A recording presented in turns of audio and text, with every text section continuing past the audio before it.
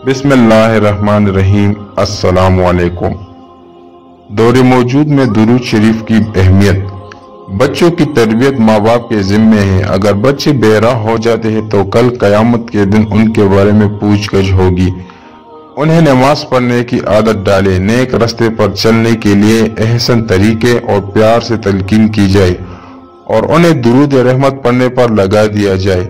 ये छोटा सा 4 लफ्जी दुरूद है सल्लल्लाहु अला मुहम्मद, जो कि पढ़ने में भी निहायत आसान है। इससे बच्चों के नसीब बुलंद होते हैं, बच्चे बेराह रवि का शिकार नहीं होते। और जब बच्चे की बुनियाद ही दुरूद शरीफ से होगी तो वो कभी गलत रास्ते पर नहीं चलेगा, शैतान के शर से महफूज रहेगा, नजर बद, हादसात, आफत, सदमात, गमात, बलियत और नागहानी आमवात पास से भी नहीं गुजरती। खसूसन माओ से गुजारिश है कि बच्चों को आगाज ही से दुरूद शरीफ पढ़ने की आदत डाले और मुख्तलिफ तौर तरीके अपनाते हुए दुरूद शरीफ पढ़ने की तलकीन करे।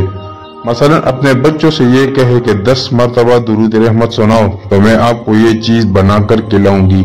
ये डिश बनाकर खाना पिलाना तो वैसे भी माँ बाप को करना ही पड़ता है, लेकिन अगर बच्चों को मनपसंद डिश का कहकर दुरूद शरीफ सुने तो खाने पीने के शौक में बच्चे बखुशी दुरूद शरीफ पढ़ लेंगे और इस तरह ये आदत रफ्ता रफ्ता पुख्ता भी हो जाएगी।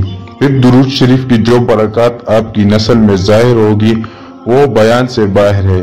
दुरूद रहमत ये है सल्लल्लाहु अला मुहम्मद। तो प्यारे दोस्तों, अपने बच्चों को दुरूद रहमत पढ़ने की तलकीन करें ताकि उनकी आने वाली जिंदगी में आसानियां पैदा हो।